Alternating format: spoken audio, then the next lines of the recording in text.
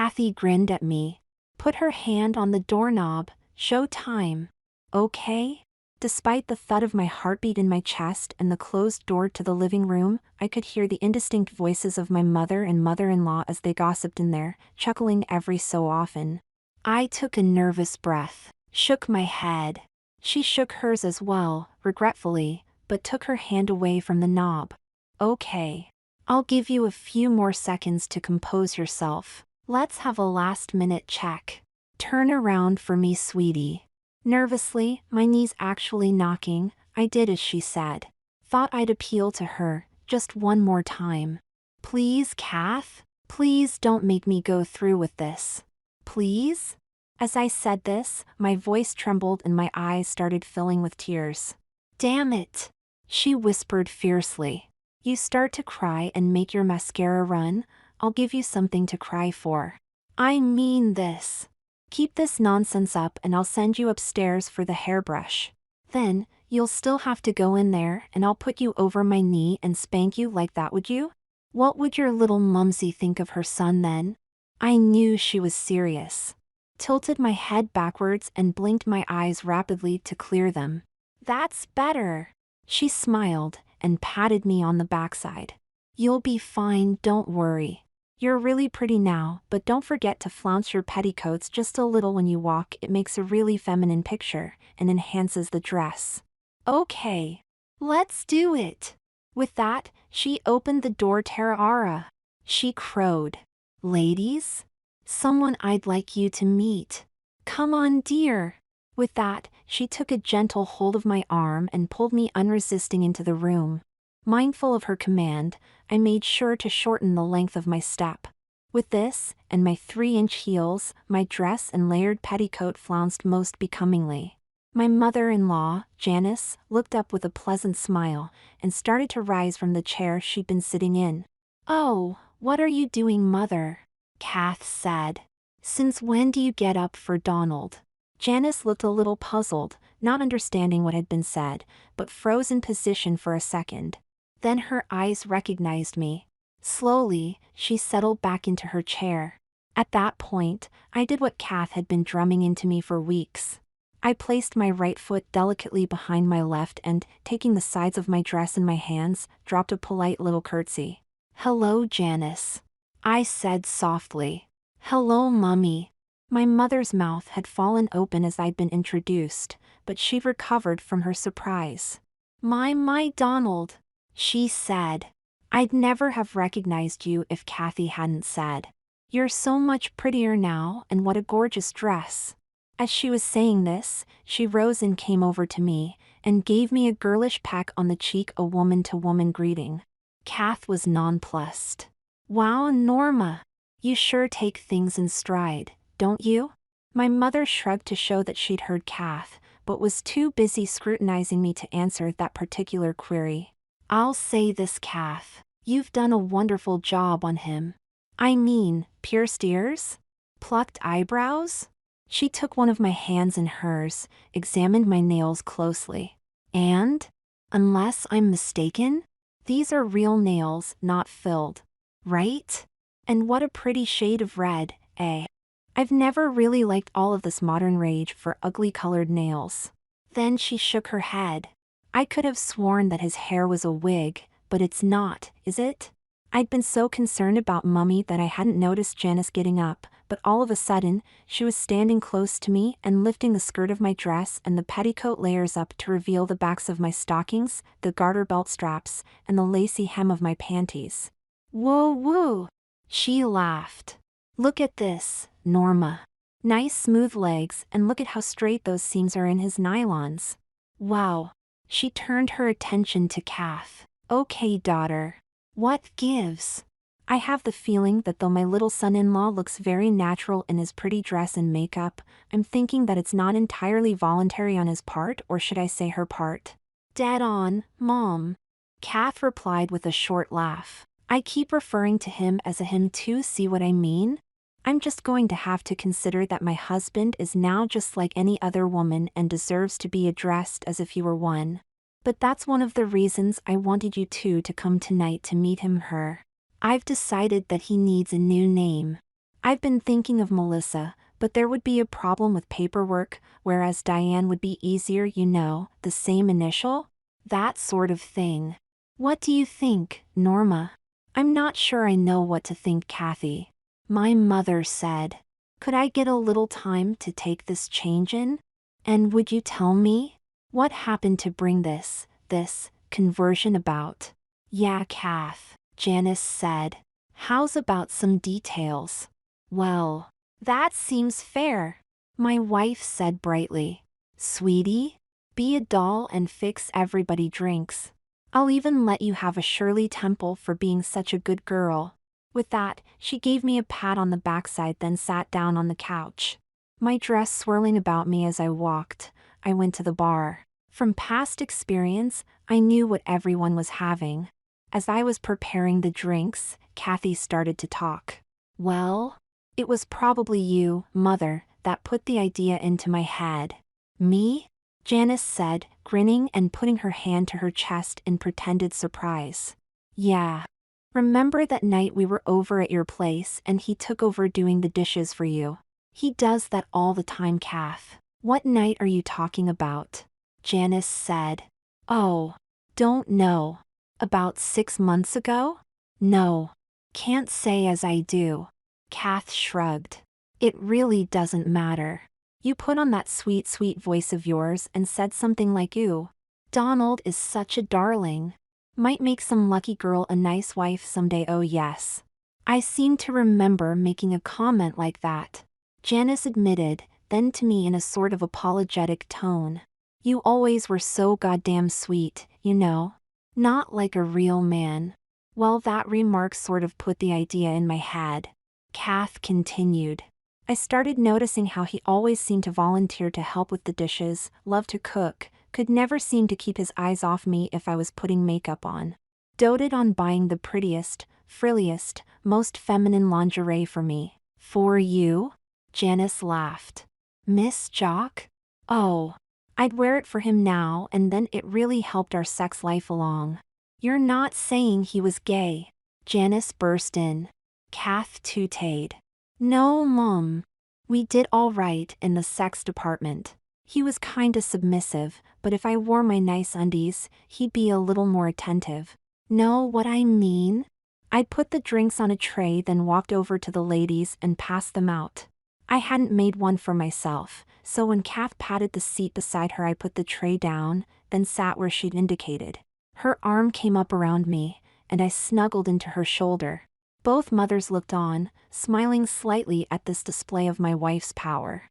Anyway, she continued. One night, he just shaved, then showered. We were supposed to be going to the movies. I was sitting in my panties and bra and slip, putting on my makeup. He dried himself off and was looking for a fresh bottle of his talc with one eye on me. Like I said, I got this idea. Told him to come over to me. He started to say he'd need to put clothes on, but I just crooked my finger at him, never said a word. He came over, kinda shy because he was getting an erection. She laughed at the recollection. Never saw a hard-on die so quickly. I just flicked the end of it with my nail, Then I dusted him with my perfumed talc. He just stood there and let me. When I'd finished, I pointed to the seat in front of the mirror. Still didn't say anything. I think he knew what I was thinking of doing and started getting very red and whining that he was cold. I just walked out of the bathroom. When I came back, I had this little baby doll and peignoir set, all pink and lacy. Made him put them on. You should have seen the expression on his face when I made him tie and retie the little peignoir ribbon until he had a perfect bow. Told him how cute he looked in his little frilled panties. Then I made him up the works. He wasn't as pretty then as he is now, of course. As she said this, a peculiar expression crossed her face.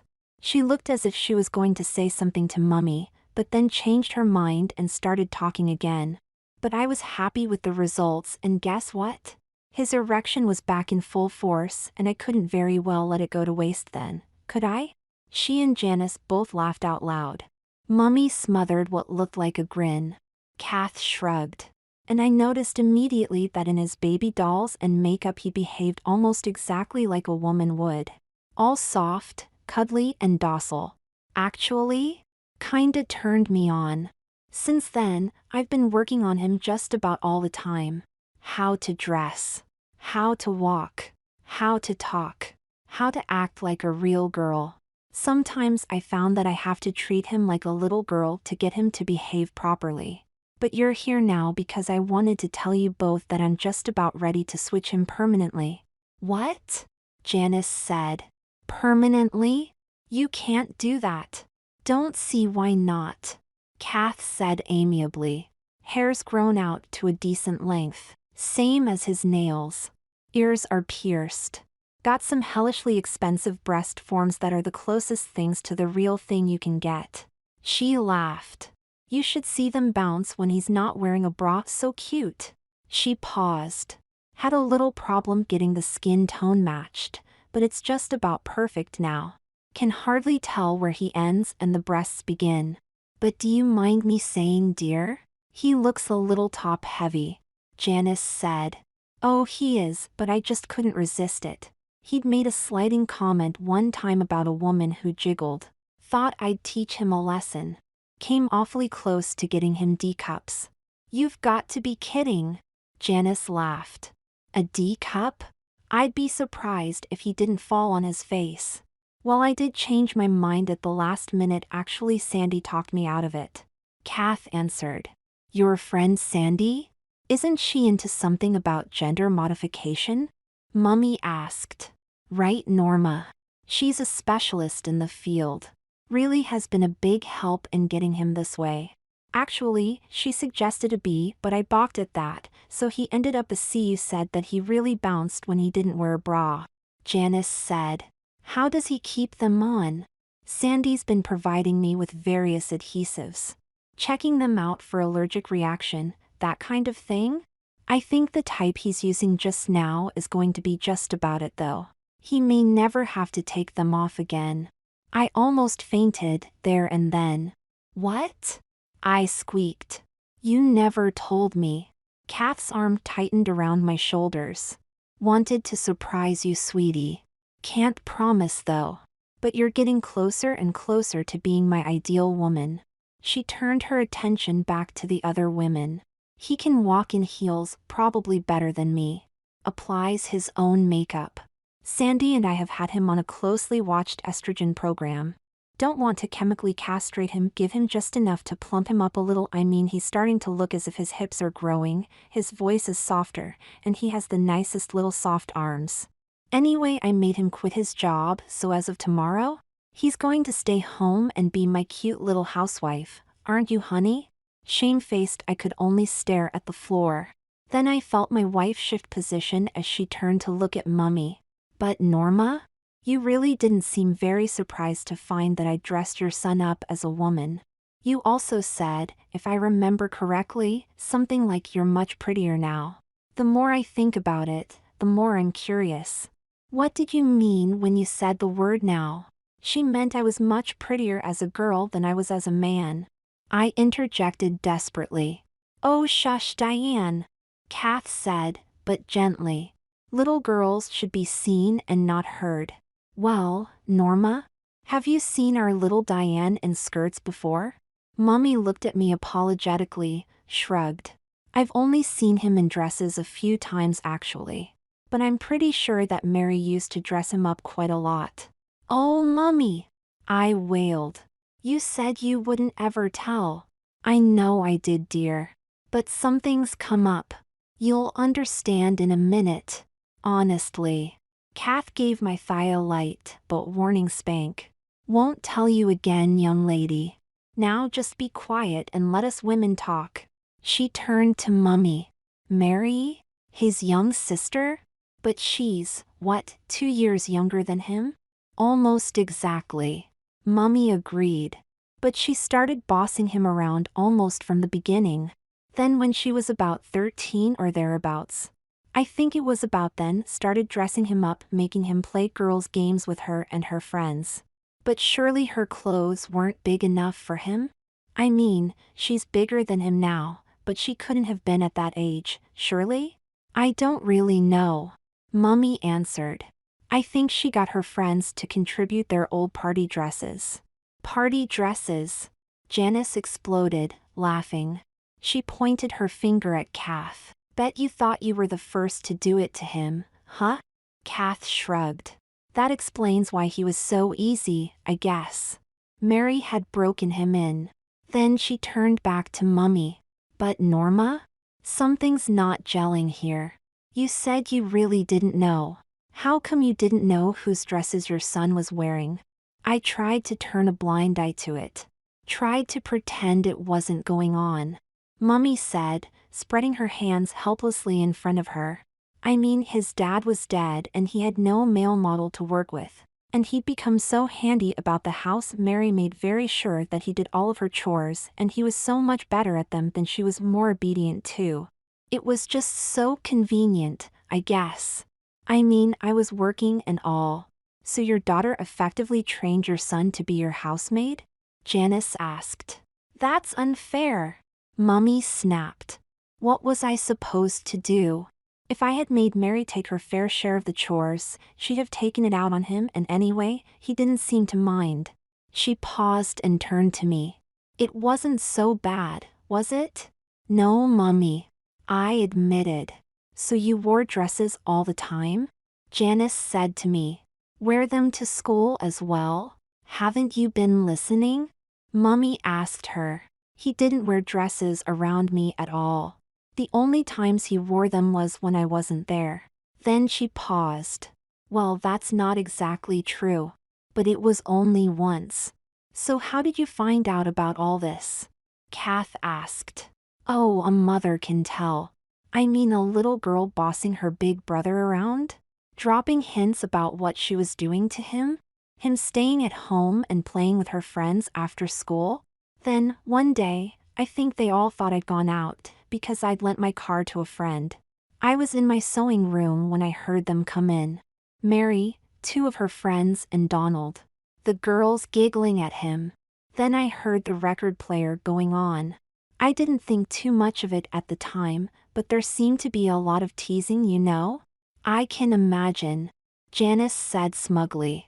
I mean, I wasn't sneaking around or anything like that, but I guess they didn't hear me because the music was playing, and you know kids, they like it loud. It was lucky that they'd left the door open, and I saw a reflection in the hall mirror as I was walking down to find out what was going on. Luckily, they didn't see me. Mummy looked down for a second. Don't know what I could have or should have done. My son in a yellow party dress, being taught the girls' part in some dance with 3 young girls in jeans all mocking him for being such a sissy. I didn't want to humiliate him any further, so I left the house quietly, then came back in noisily later on, giving them lots of time to smuggle him upstairs to change. I heard them all rush up there, then they came down, all giggling and laughing. In his panic he'd forgotten to wash, I guess, and was wearing lipstick and blush. I just had to pretend that I didn't notice. But you said that he wore a dress once in front of you once? Kath asked. When was that? My birthday always falls around Halloween. Mummy sighed.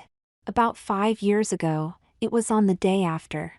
Mary and her friends had got him all dolled up in a French maid's dress for a trick or treat party that night. Then, as a combined present, she'd supposedly paid for the costume. He became my personal maid for the following day. He tried to pretend it was his own idea, but I knew it wasn't. Mary and her friends stayed around the house for almost the whole time, but finally, after they had tormented the poor boy all they wanted, they left. I finally got the chance to talk to him, and he admitted what Mary had been doing to him for all these years. But then she got that athletics scholarship the following semester and left for college.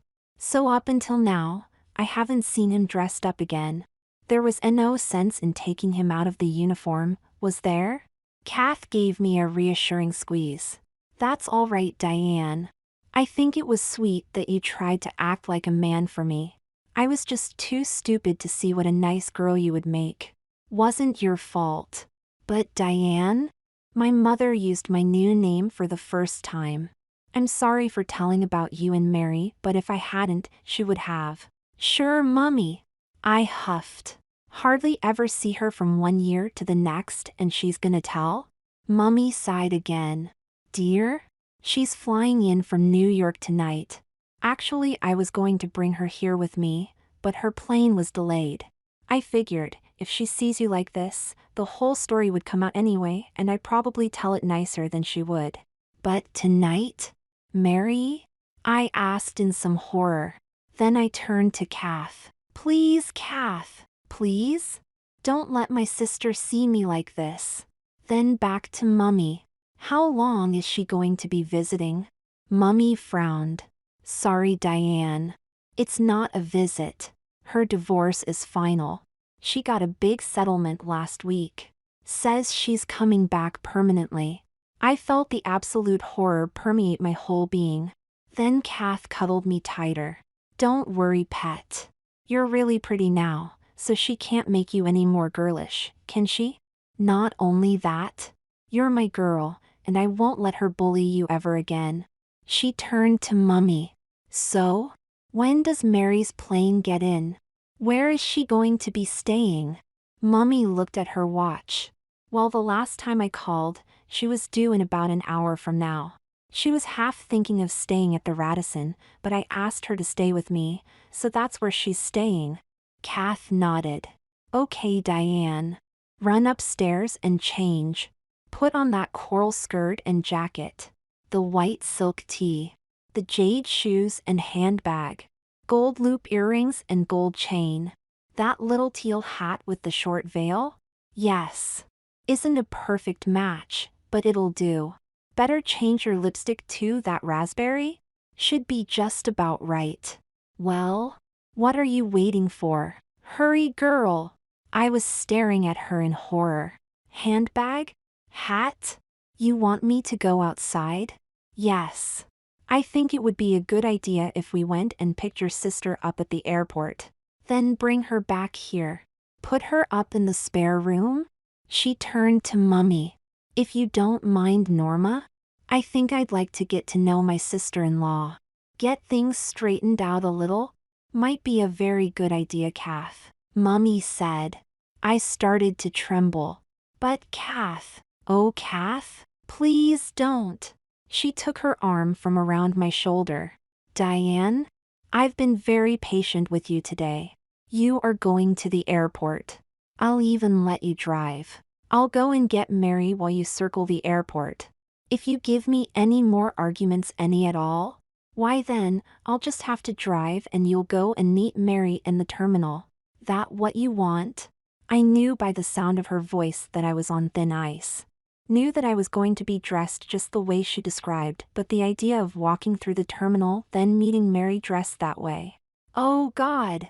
No, Kath, I said meekly. The coral suit? Oh yes. And that oyster satin undie set I bought you last week, you know, the teddies? Time I saw you in these. Are you okay now? Yes, Kath, I said obediently, getting up and starting upstairs. And you too? I heard her say to our respective mothers. Diane set up a light meal in the fridge. Could I impose on you to set it up? Readjust it for 5 instead of 4? Put the table in order while we're gone? And Janice? You know where the sheets are, I think. Could you strip the bed in the spare room and put fresh ones and pillowcases on for me?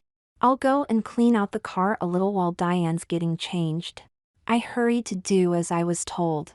Despite what Kath had said earlier, I knew that even though I was now capable of applying makeup fairly well, I certainly wasn't fast. She'd hurt my feelings a couple of times criticizing how long it was taking me to make myself pretty.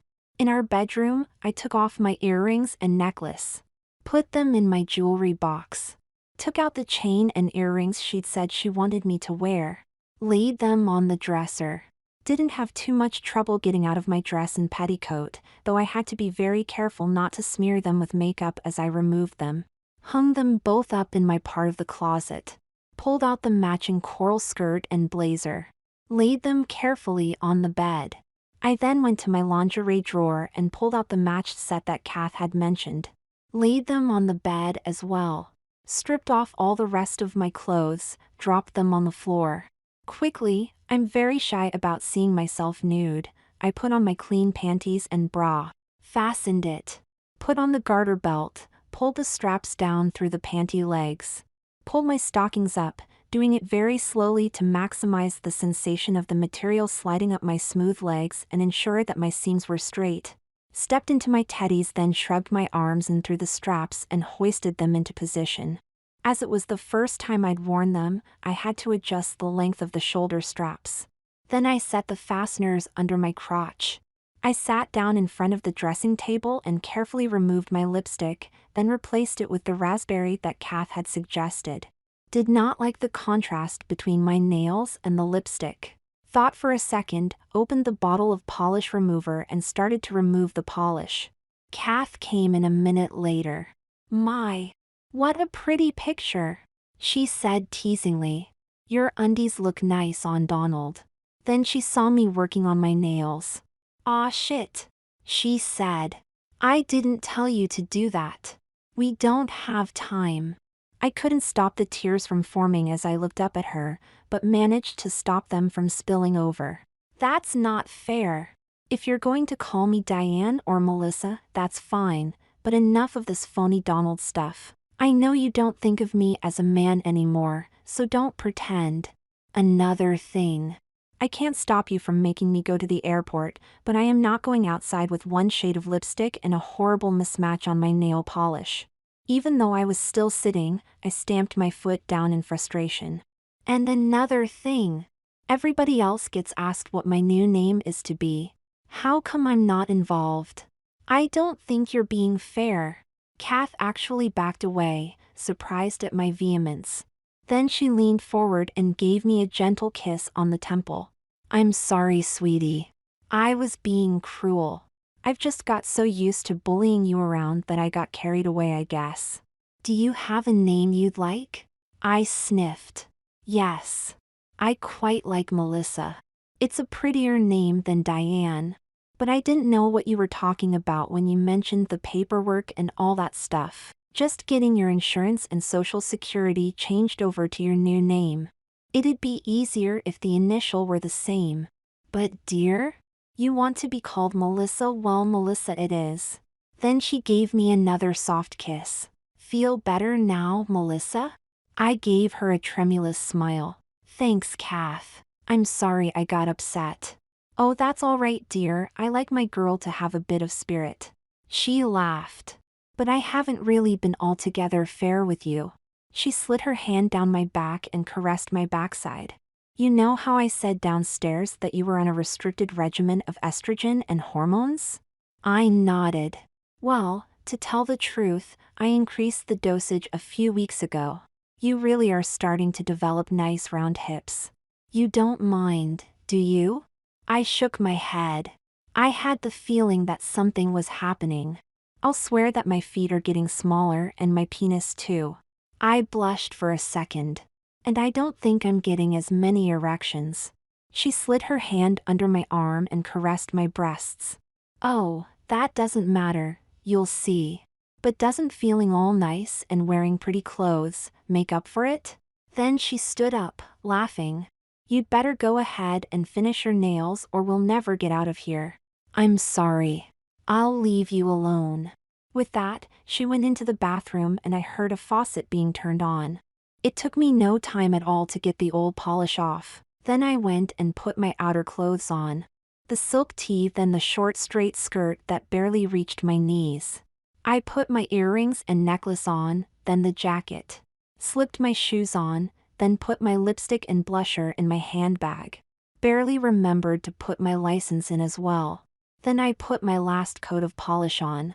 The maker claimed that it dried in minutes, but it had always seemed longer to me. I figured this way, that it could dry on the way to the airport. Kath came out of the bathroom. "That outfit looks really nice on Melissa, but I really did have a reason for asking you to wear a hat." "Oh, I'm sorry, Kath," I said quickly. "I wasn't being naughty. Honestly, I just forgot. But could you get it out of the box and put it on for me? My nails are all wet now." "I'm sorry." She smiled and went and got the hat out of the box. It was a pretty straw that sat primarily on one side of my head, some light feathers surrounding one ear, and a medium-length veil, quite tight to the face. I'd never worn a hat before, but it felt very nice on. Most becoming, Kath said, stepping back after she'd secured it to my hair with a hat pin. Have a look. I did, and couldn't hide a satisfied smile. I really looked like a young career girl. The hat really added a dressy touch. Well, can't stand around here admiring yourself all day. Kath admonished me gently. Better get a move on. By the time I'd modeled my new outfit for the now admiring older women, my nails had dried enough for me to drive. I was both complimented and amazed when Kath took hold of my elbow to escort me from the house to where she had the car waiting in the driveway. Then, compliment of compliments, opened the car door for me. I felt so good, knowing that Mummy and Janice were watching from the house. What with this and the rush of getting away, I'd forgotten my nervousness, but it all came back to me in the car. Kath seemed thoughtful. Asked a few questions about Mary. She'd only met her at our wedding. I tried to give her an unbiased opinion. Mary's not such a bad sort, I pointed out. Really? She was obviously athletic and very competitive from the day she was born. I shrugged. I wasn't, but I think she had to compete with somebody. Right from the start, she kept getting told about how girls weren't good for anything. Here I am, a boy, and she just had to prove herself better than me. I honestly think I was just too easy for her, so, in her eyes, I just had to be a girl. I shrugged again. A 5-cent analysis, maybe. But it makes sense to me. Kath shrugged. I felt that she was under some tension as well, but didn't know of what kind, so left her alone. Janice had checked before we left. Our timing to the airport should be just about perfect. Experience, though, had taught us that public parking was almost impossible to get close to the terminal. It was smarter then to do what we were doing. Drive the car around and around the airport until the visitor was escorted, hopefully with luggage, to the curb at the passenger loading zone. I dropped Kath off. Before she left the car, she leaned over and gave me a reassuring kiss on the cheek. Don't worry, Melissa. This is the best way. Believe me. I smiled to myself. All of a sudden, Kath seemed to be trying to impress me that she could handle whatever was coming up. In my heart, I had every confidence in her. We had now reached our proper relationship. I was the supporting wife. She was the strong, decision-making husband. I felt she needed reassurance, but didn't know how to give it to her. I was more than confident that she would handle anything that came up. Watched her leave and go into the terminal with a surge of pride. Heard a female security guard say, "Sorry, miss. But you better move on." Smiled back at her, then drove off into the airport loop. They were just coming to the curb as I drove past the second time. Kath opened the back door and let Mary in, then ran back to the trunk and put Mary's luggage in there, then came back and slid in beside her. Mary? This is my friend Melissa I was telling you about. Melissa, this is Donald's sister. Hi, Mary. I said softly. Hello, Donald. Mary said. Then she turned to Kath. I'm sorry. Hope you weren't expecting to surprise me. He is a lot more attractive now, but I've known him just too long. Kath interrupted in turn. Mary? We weren't trying to fool you, not really. Just trying to get the status between the three of us defined while we're away from Janice and Norma. His name, I'm sorry, Melissa, her name is Melissa. She is my wife, and I'm not going to have you think you can bully her. Bully her? What the hell are you talking about? Mary asked quietly, but with a little heat. What line has he been feeding you? She hasn't been feeding me anything, Kath replied tartly. I got the whole story from your mother, how you bullied him into wearing dresses. You and your friends. Oh God. Mary laughed. Tapped me on the shoulder. Poor little defenseless Melissa, huh? She then turned to Kath. I grew up with a sissy brother. He didn't ever want to play with boys, just girls. I was tougher than him from the get-go. How do you think I felt, my big brother hanging around me and my friends all the time, practically begging to be teased? I joined and had to. One of my friends was the first to have the idea of dressing him up in one of her old party dresses. I was so humiliated, I just had to pretend that it was all my idea. Oh, he'd whimper and cry, and plead with us not to do it, but he'd have probably died of frustration if we hadn't. How do you think I was tipped off as to who was sitting in the car tonight? He just loved the name Melissa then as well. I'm guessing that he's manipulated you, just the same way as he's done to everybody else. Kath laughed a little, leaned back in her seat. This sounds awful true. Is it Melissa? Have you been manipulating me all this time? Tell me the truth now. I promise, I won't get mad. Well, I tried to explain on the way over here. I said. Mummy always blamed Mary, but I guess it was how I presented it to her. I turned my face a half turn. Sorry, Mary. I didn't mean for all of this to get blamed on you. But once it got started, I couldn't figure out how to stop it. This is priceless. Kath laughed. Here, Mary, I've been trying to see a way how I can tell you that your slave is now my little wife and it was all so wrong. She leaned forward and caressed the side of my neck. And you, Melissa? I should give you a good spanking for confusing everybody and especially for the way you've manipulated me. But it's all worked out so well, I can't be mad at anybody. I breathed a big sigh of relief, then concentrated on my driving all the way home, Kath and Mary becoming fast friends in the meantime. We all settled down and talked about a whole mess of things during and after dinner. Janice and Mummy were now getting along famously, and wouldn't even consider letting me do the dishes. Shooed me out of the kitchen. Then I noticed Kath giving me the eye, indicating she wanted me upstairs. I left Mary reading a magazine article and went up the stairs with Kath. I was a little scared to tell the truth. This was the first time we'd been alone since we'd picked Mary up. If she was going to be mad at me, this is when I was going to find out. But nothing could have been further from the truth. As I hung my blazer in the closet, she came up behind me and hugged me from the back, her hands caressing my breasts. Delightedly, I squirmed. Then I felt her undoing my skirt fastener and tugging the hem until it slid down past my nylon legs to fall on the floor.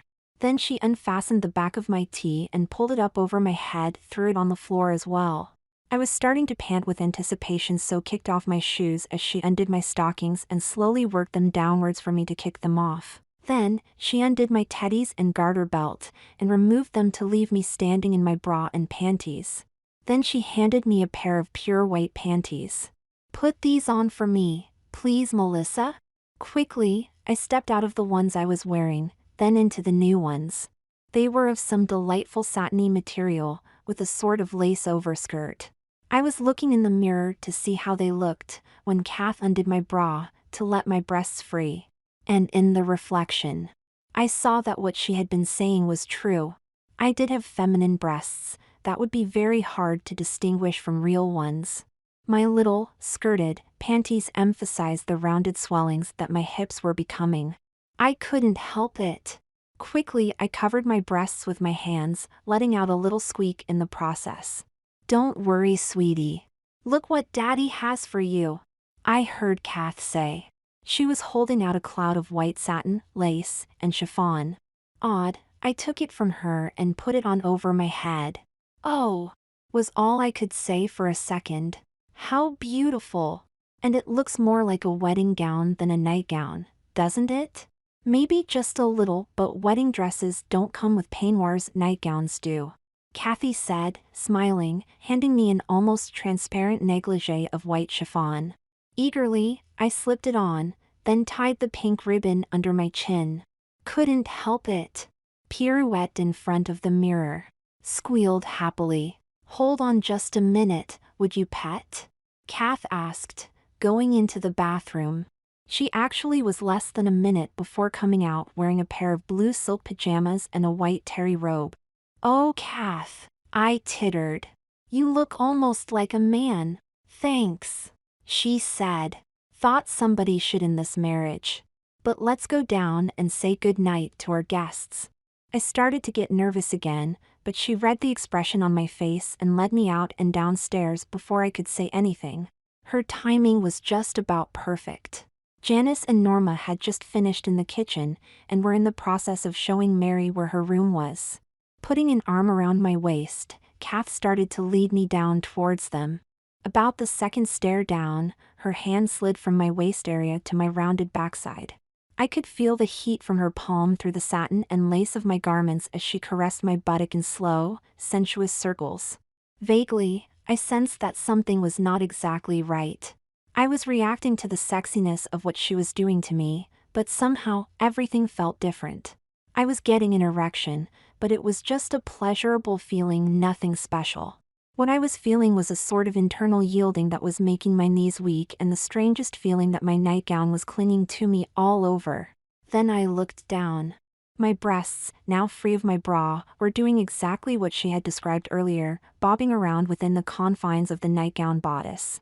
At the same time, they were revealing quite a lot of themselves under the diaphanous peignoir. My eyes were drawn to the milky white globes oscillating under my chin. I could even feel their gravitational pull, or at least, I thought I could. There was no question about it, all of our guests were also looking at them, though pretending not to. I blushed, but happily, fully aware that all my desires had finally been met. Looking like a woman, and accepted as one, not only by my own family, but by my spouse. Not only that, it looked as if the change would be permanent. All my machinations and manipulations had finally paid off. Kath stopped about 3 steps up from the bottom. Thought we'd come and say good night. It's Melissa's first day in her new job as housewife tomorrow, and I've got a load of work, so I thought we'd just toddle off to bed. Hope you don't mind. As she started to talk, her hand, still unseen by the people below, moved across from my rump to settle right above my anus. Her palm then pressed warmly against my backside, and the next thing I felt was her index finger tap my rectum. Move in and out suggestively. I wiggled a bit under its sensual touch, then almost jumped as it probed up between the cheeks of my ass some more. Then her finger probed even deeper. My knees started to turn to jelly. She was communicating a message to me, and, finally, I was receiving it loud and clear. I knew now what Kath intended to do to me in the bedroom. I started to tremble. Could feel a sort of a body wiggle inside my dress. "Good night, Melissa," Mummy said. "I must say, you look almost like a bride." "Yes. Doesn't she?" Janice said, but unseen by the others, a big, openly salacious smile was on her face. She slowly blinked her eyes at me and Kath twice or 3 times. "Sleep well, Melissa." I felt as if a well of laughter broke up inside Kath, her arms around me. Mary smiled her good night but just gave me a small wave instead of saying anything, a sort of bemused look on her face. I had the strange feeling that she was privy to something I didn't know. Kath turned me around. As I was led back up the stairs, my legs were so weak, I could barely walk. It was becoming somewhat obvious that I had not been the only one involved in manipulation. I'd always had views of my role in a marriage, but the hardness of Kath's hand on my soft and womanly backside told me that she had ideas of her own that did not necessarily match mine. My fears were strengthened when Kath stopped outside our bedroom door and kissed me avidly. My eyes felt soft and seductive despite my feelings, but I knew I had to try. "Kath?" I asked as she broke away. "Yes, darling?" she asked with an amused tone in her voice, starting to bend over a little, brushing my cheek with her own. "I don't know. Don't think." She bent more fully over and took me into her arms. Kissed me again. "You'll feel much better afterwards," she said, picking me up easily and carrying me in my satin and lace cloud over the threshold and into the bedroom for my wifely duties.